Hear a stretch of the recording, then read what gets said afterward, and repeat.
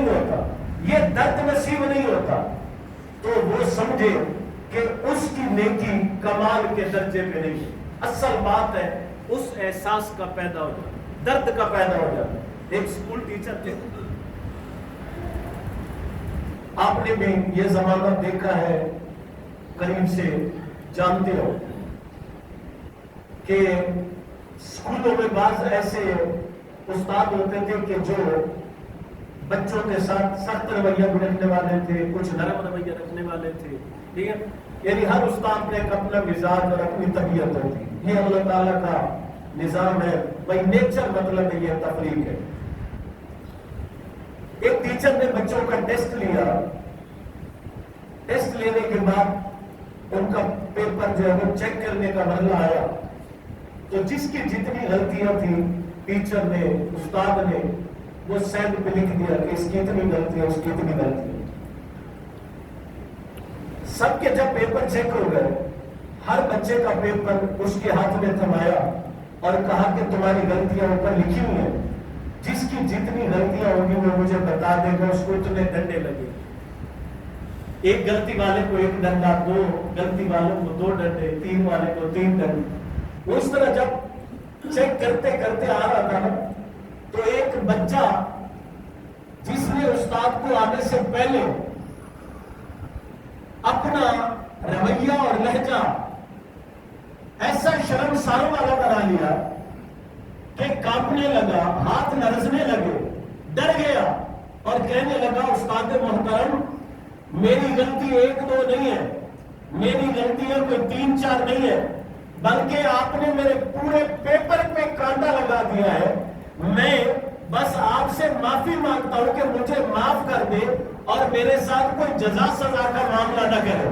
وہ استاد بھی کوئی صاحب معرفت تھا، جب اس نے یہ درد والا جملہ سنا نا کہ میرے پیپر میں تو ہے ہی کچھ نہیں دکھانے والا، بس مجھے معاف کر دے، وہ استاد بھی خوف کھا کے زمین پہ گر گیا اور اللہ کی بارگاہ میں عرض کرتا ہے باری تعالیٰ میری بھی زندگی کے پرچے میں کوئی نیکی نہیں ہے، میں تجھ سے معافی مانگتا ہوں، مجھے معاف کر۔ اور وہ ہوش میں آتا پھر بچے کو کہتا کہ بچہ پھر وہ جملہ بول، یہ والا جملہ پھر بول کہ مجھے معاف کر دے، میرے کھاتے میں تو کوئی نیکی نہیں۔ وہ بار بار جملہ سنتا اور وہ درد جو ہے وہ اللہ کی بارگاہ میں پیش ہوتا، اور اللہ تعالیٰ جو ہے پھر ایسے بندوں کے لیے کہ جن کے دل وہ اللہ سے ڈر جاتے ہیں اور جن کے دل خدا کے خوف میں مبتلا ہو جاتے ہیں، اللہ ایسے لوگوں کے لیے پھر اعلان کرتا ہے کہ میں رہتا بھی انہی لوگوں کے دلوں میں ہوں اور بستا بھی انہی لوگوں کے دلوں میں ہوں، اگر کوئی مجھ سے ملنا چاہتا ہے تو ان درد والے لوگوں کے پاس آ جائے، میں وہاں مل جائے۔ حضرت بایزید بستامی نماز پڑھ کے باہر نکلے نا، ایک نمازی لیٹ آ رہا تھا، اس نے پوچھا جماعت ہو گئی؟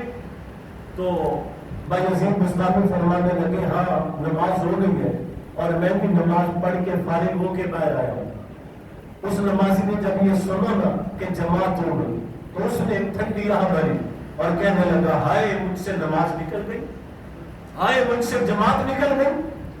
اس نے درد کے ساتھ یہ جملہ بولا تو حضرت بایزید بستامی کہنے لگے کہ مجھ سے میری زندگی کی ساری نیکیاں لے لو اور یہ جو درد والی ہے تم نے بولی ہے نا یہ مجھے دے دو، یہ صرف یہ درد مجھے دے دو، ہائے مجھے دے دو۔ تو وہ کہنے لگا اے بایزید بستامی نہیں، میں اس ہائے کا سودا تیری نیکیوں سے نہیں کروں گا، اس لیے کہ میرے نبی نے بتایا ہے کہ جس کا دل رب کی محبت میں ٹوٹ جاتا ہے اللہ اپنا ڈیرا اس دل کے اندر لگا دے، وہاں پر لگا دے، کہ اللہ اپنی تجلی اور نور جو ہے وہ وہاں پہ بکھیر دے۔ اس واسطے یہ جو لمحات ہے وہ ایسے گزارنے ہیں کہ خدا کی طرف سے معافی کا نور نصیب ہو جائے۔ حضرت میاں میر رحمت اللہ تعالی علیہ، حضرت میاں محمد بخش رحمت اللہ تعالی علیہ اس طرح دے مقام ہوتے کمال ترجمہ کر دے گیا، فرما دینے کے اے بلے کوئی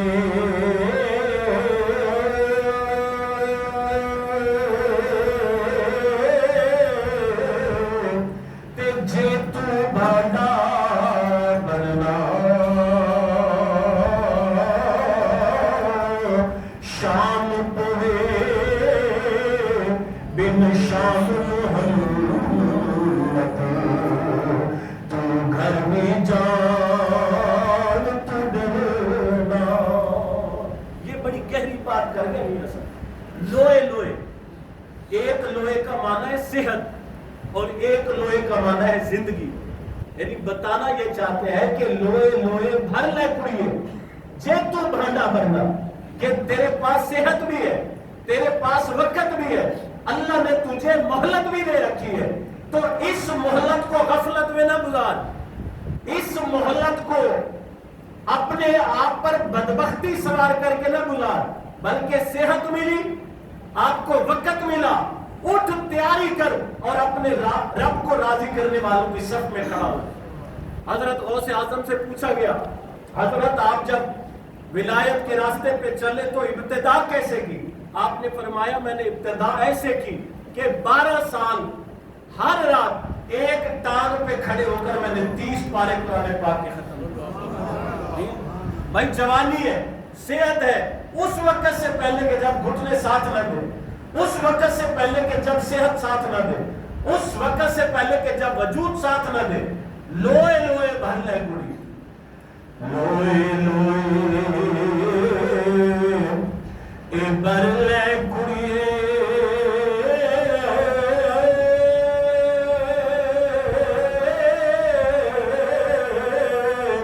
تے جے تو بانڈا بھرنا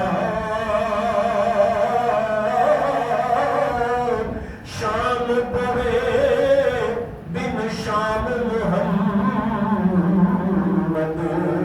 موت شام پوے بن شام محمد, یعنی اچانک موت آ جائے تے تو تیاری نہ کیتی ہوئے تے تیرا گھر قبر ہے, ان نہ ہوئے کہ اتھے جان تو تینوں ڈر لگے. شام پوے بن شام محمد تے گھر جان تو بھی تو ڈرنا. یعنی اپنی تیاری ایسے کر کہ روح جسم سے نکلے, اور تیری روح جب جسم سے نکلے تو وہ خود پکار رہی ہو, آئے اس جسم کے مالک جلدی آ جا, تو نے مجھے نیک اعمال کے نور سے اتنا منور کر دیا کہ رب نے میرے نور سے تیری قبر کو روشن کر دیا. اس واسطے فرماندے نے کہ لوئے لوئے کر لے کڑی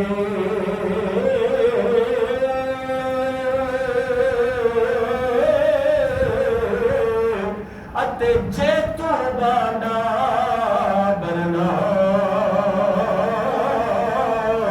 شام پوے بن شام محمد اتے گھر جان تو بھی ڈرنا, بال چراغ تو دل دا ماہی اتے کر لے روشن سینہ دل دی روشنائی جاوے وچ زمین. یہ لمحات قیمتی بن, اور کوئی بندہ اس خیال میں نہ رہے کہ میں نے چونکہ فلاں نیکی نہیں کی, فلاں نیکی نہیں کی, فلاں عمل نہیں کیا, اور پتہ نہیں میرے لیے کیا میرا رب معاملہ کرے گا. بھائی اس وہم میں نہیں پڑنا, اس چکر میں نہیں پڑنا, یہ شیطانی دھوکہ ہوگا. بلکہ آپ نیکی کے جس درجے پہ بھی کھڑے ہیں, حتیٰ کہ وہ لوگ کہ جو آج تک کے 25 دن نہ تراویح میں آ سکے نہ روزہ رکھ سکے, ان کے لیے بھی توبہ کا در کھلا, ان کے لیے بھی کھلا. میرا دوست ذرا توجہ کے بعد سماعت فرما. حضرت ابو ہریرہ رضی اللہ تعالیٰ عنہ حدیث مبارکہ بیان کر دینے, آپ فرما دینے کہ میرے کل ایک عورت آئی, انہیں آ کے میرے کو مسئلہ پوچھا ہے, ابو ہریرہ میں زندگی کے اندر ایک بہت بڑا گناہ کر بیٹھی ہوں, پر جس دن دا میں گناہ کیتا ہے نہ میں نے دن دا سکون تیرا تا چین, میری زندگی جناب بڑی بے سکون تے بے چین ہو گئی. آئے ابو ہریرہ میں مسئلے کا جواب دسو, کیا اس گناہ تو بعد اللہ میں نے معاف کرے گا یا نہیں کرے گا؟ اس غلطی تو بعد کیا میرے واسطے توبہ کا دروازہ کھلا کہ نہیں کھلا؟ حضرت ابو ہریرہ نے پوچھا کہ اے خاتون, اپنے گناہ تے اتنے پشیمان دستے سی کہ کیڑا گناہ ہو گیا ہے. او خاتون حضرت ابو ہریرہ رضی اللہ تعالیٰ عنہ دس دیے یا ابا ہریرہ ظلمت وظلمت وقتلت گناہ بہت بڑا ہو گیا. آپ نے پوچھا کیڑا گناہ ہے؟ انہیں دسیا ظلم تو میرے پر بدکاری ہو گئی, زنا دا گناہ ہو گیا. وظلمت خود تو بعد میں بچہ پیدا کیتا, وقتلت بچہ پیدا ہوا کہ میں انہیں قتل کر دیتا. آئے ابو ہریرہ ایک بہت بڑا جرم ہو گیا, بہت بڑا گناہ ہو گیا. گناہ بھی کیتا ہے, ان دے بدلے دے اندر جگہ بیٹے نے بھی قتل کیتا ہے. اللہ تعالیٰ دی بارگاہ دے اندر کیا میرے واسطے بھی کوئی توبہ کا دروازہ ہے کہ نہیں؟ حضرت ابو ہریرہ فرماتے ہیں میری سمجھ دے اندر جڑا معاملہ آیا, میرے دل دے اندر جڑی گل لئی, میں اس عورت نے دسیا کہ اے خاتونہ اتنا بڑا جرم کر بیٹھی ہے, میرے نزدیک تے تیرے واسطے توبہ کا دروازہ کوئی بھی کھلا نہیں, تیرے واسطے سب معافیاں بند ہو چکیاں نے.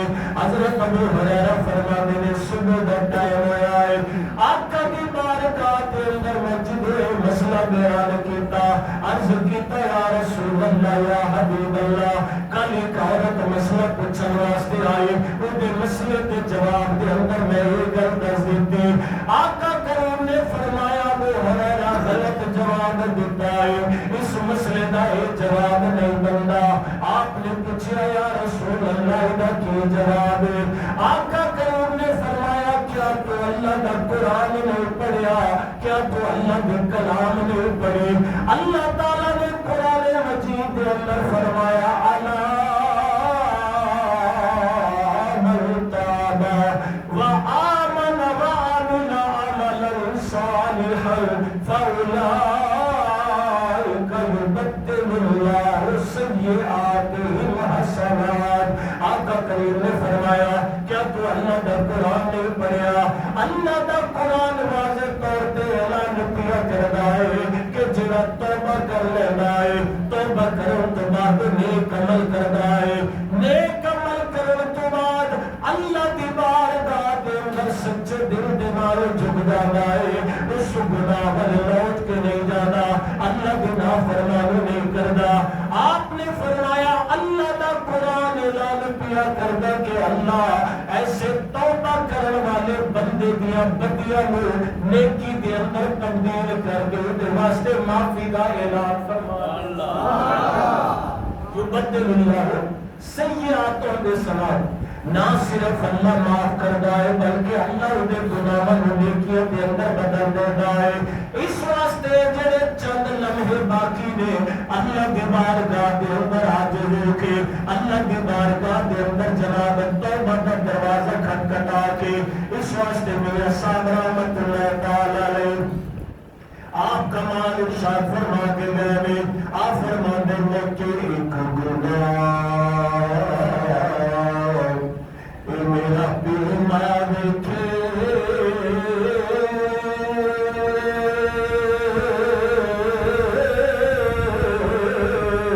تیو دیوے دیس نکالا, تے لکھ گناہ میرا مولا دیکھے اوپر دے پاس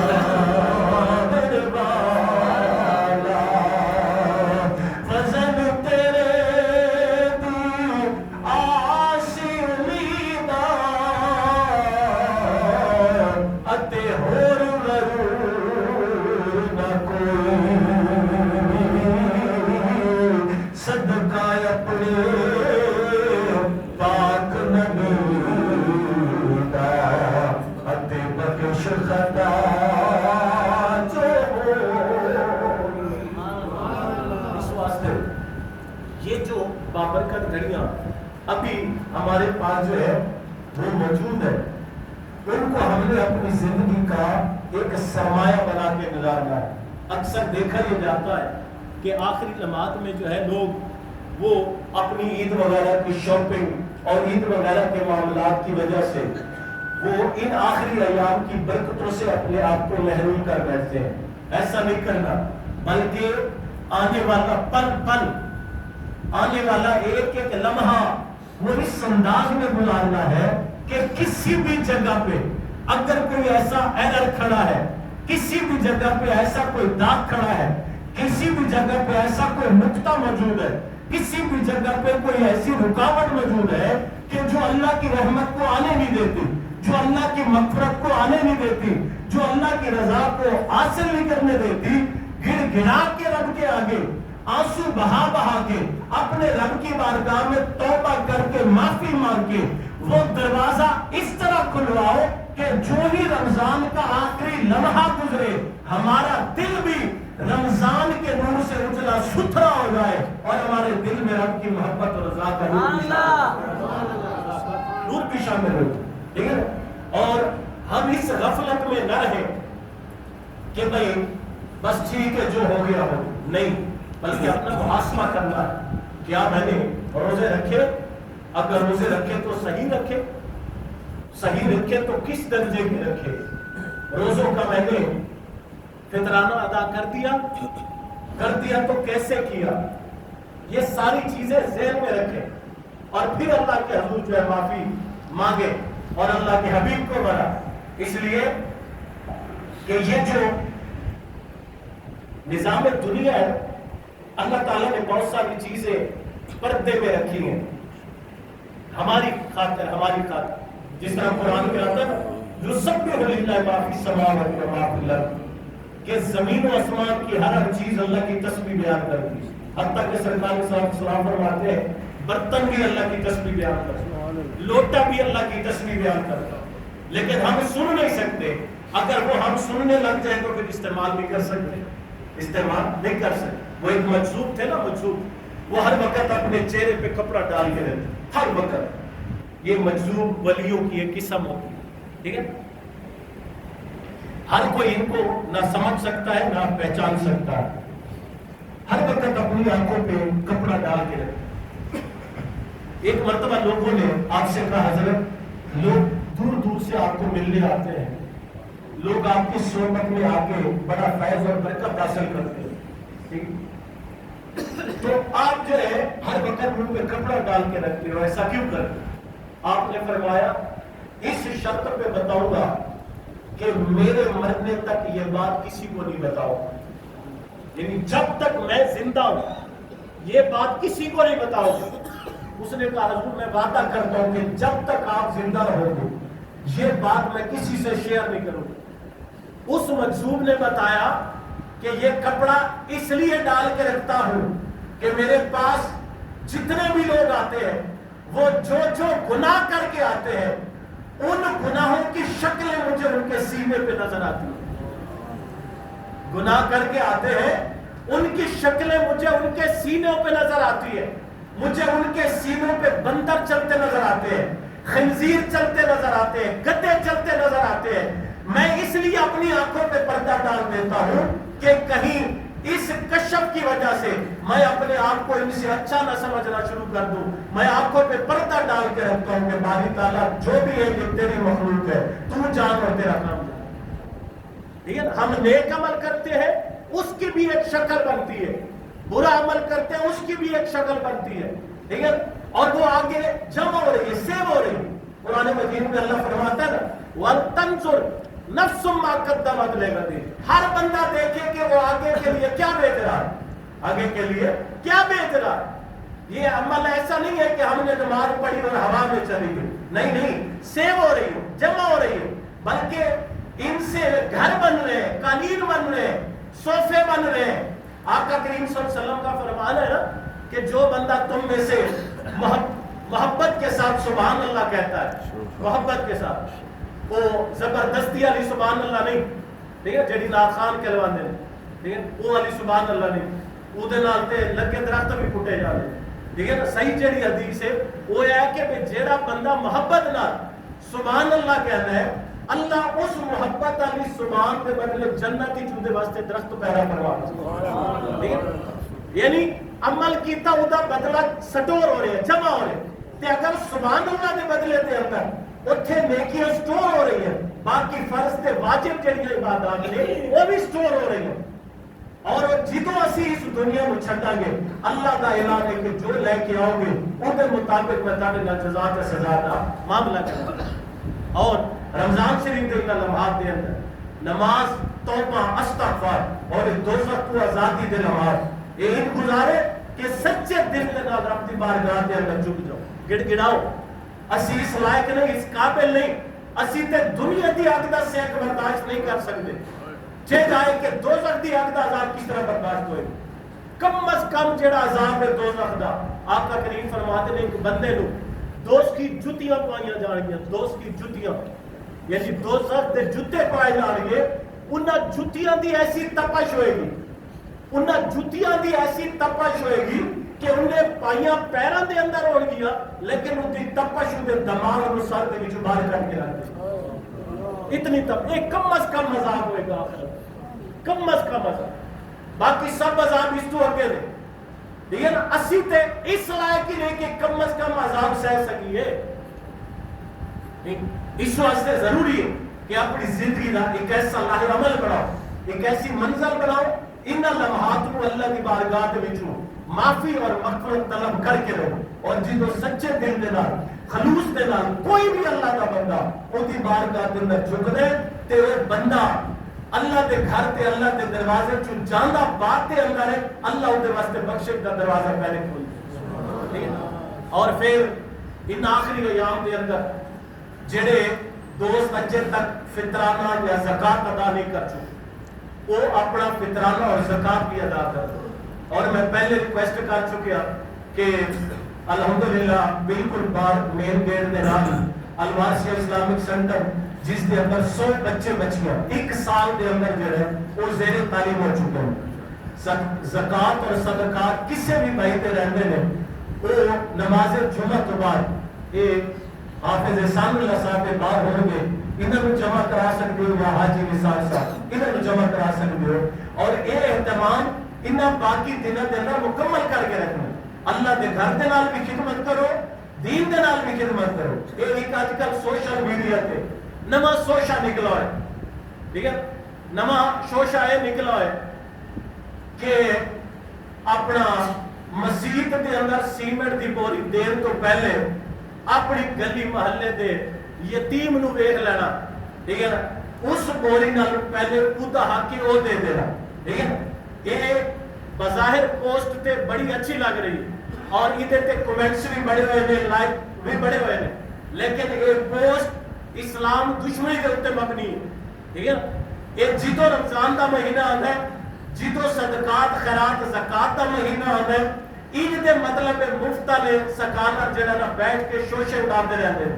انہاں کول بندہ پوچھے کہ جدو لاکھ 1.5 لاکھ دا موبائل لیندے ہو او تو تانوں یتیم مسکین کیوں نہیں یاد آتا وہ تو غریب کیوں نہیں یاد آتا اپنی خوشی غمی تے لکھاں کروڑاں لان واسطے تانوں یتیم تے مسکین کیوں نہیں یاد آتا. تے جدو لوگ دین دے معاملات ہی چنگے وقتے نے اوتھے جناب یتیم تے مسکین آ جاتے ہیں. یتیم نو دیو مسکین نو دیو لیکن مسئلہ یہ ہے کہ اللہ دے گھر دے وچ دتا ہویا 1 روپیہ او یتیم نو دتے 1000 روپے نال زیادہ بہتر ہے. عالم نو دتا ہویا 1 روپیہ او یتیم نو دتے ہوئے 1000 نال زیادہ افضل ہے. کیوں اللہ دے گھر دے وچ دیو گے اے تھاڈے واسطے صدقہ جاریہ بنے گا اور مدرسے اور علم واسطے دیو گے اللہ دے نال دین نو طاقت عطا کرے گا اور جب تک وہ دین دی طاقت رہے گی اللہ دا ثواب تھاڈے نام اعمال دے اندر جمع فرمائے. اور وہ بندے کہ جڑے اپنے صدقات و خیرات اللہ دے دین واسطے قربان کر دے نے وہ تے رب دے بھی قریب نے تے محمد مصطفیٰ دے بھی قریب.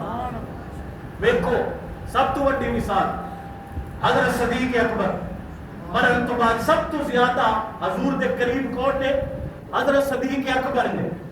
حالانکہ 1,24,000 صحابی ہے لیکن جیڑا قریب ہونے دا درجہ صدیق اکبر کو ملیا وہ قریب والا درجہ کسی اور کو نہیں ملیا. اور کس بنا تو ملیا کہ صدیق اکبر دی سخاوت دے نال جتنا دین اسلام میں فائدہ نصیب ہویا اتنا اور کسی دی سخاوت دے نال دین میں فائدہ. پھر میرے پاک نبی نے اس دنیا کو چھڈن تو پہلے آقا کریم نے اپنی بیویاں کو بٹھایا. آقا کریم نے فرمایا میرے مرن تو بعد سب تو پہلے میرے کول وہ آئے گی جیدے ہاتھ لمبے ہو جیدے ہاتھ لمبے ہونے جی میں دس حضور نے فرمایا کہ میرے کو لو آئے گی پہلے کہ جیتے ہاتھ لمبے ہونے گے. حضور نے تو ایک گل فرما دیتی. حضور دیا بیویاں دی ادا ویکھو آپس وچ اکٹھے بیٹھ کے ایک دوسرے دے ہاتھ ماپ رہی ہیں کہ کیدے ہاتھ وڈے نے کیدے ہاتھ وڈے نے. ایتھے ایک میں نقطے دی گل عرض کراں کہ حضور دیا بیویاں او خوش ہو کے ہاتھ ماپ رہی ہیں اس واسطے کہ مومن وہ موت تو ڈرتا نہیں تے جدو ایک پتہ چل جائے کہ میرے کول ایک پہلے آئے گا حضور دی بارگاہ دے اندر وہ حضور دی بیویاں خوش ہو رہی ہیں کہ میرے ہاتھ وڈے نے میں سب تو پہلے نبی دی بارگاہ دے اندر. ٹھیک ہے. اچھا او جناب اپنا ہاتھ ماپ رہی ہیں تے ہاتھ وڈے ہوئے حضرت سودا بنت معاذ دے. ٹھیک ہے. لیکن حضور صلی اللہ علیہ وسلم دی بارگاہ دے اندر حضرت سودا نہیں پہنچیاں پہلے. ٹھیک ہے نا. حضور صلی اللہ علیہ وسلم کی بارگاہ چل حضرت اما عائشہ پہنچی ہے. ٹھیک ہے. اور سوری حضرت زینب رضی اللہ تعالیٰ عنہ پہنچی ہے جنہاں دا لقب سی ام المساکین. تے بعد ہی پتہ چلیا کہ اللہ دے نبی دے کہر دا مقصد اے سی کہ او میرے کول بہتا پہلے آئے گا او میرے قریب آئے گا جیتے ہاتھ لمبے ہون گے. ایتا مطلب اے سی جڑا اللہ دی مخلوق تے خرچ کرتا ہوئے وہ میرے قریب ہوئے.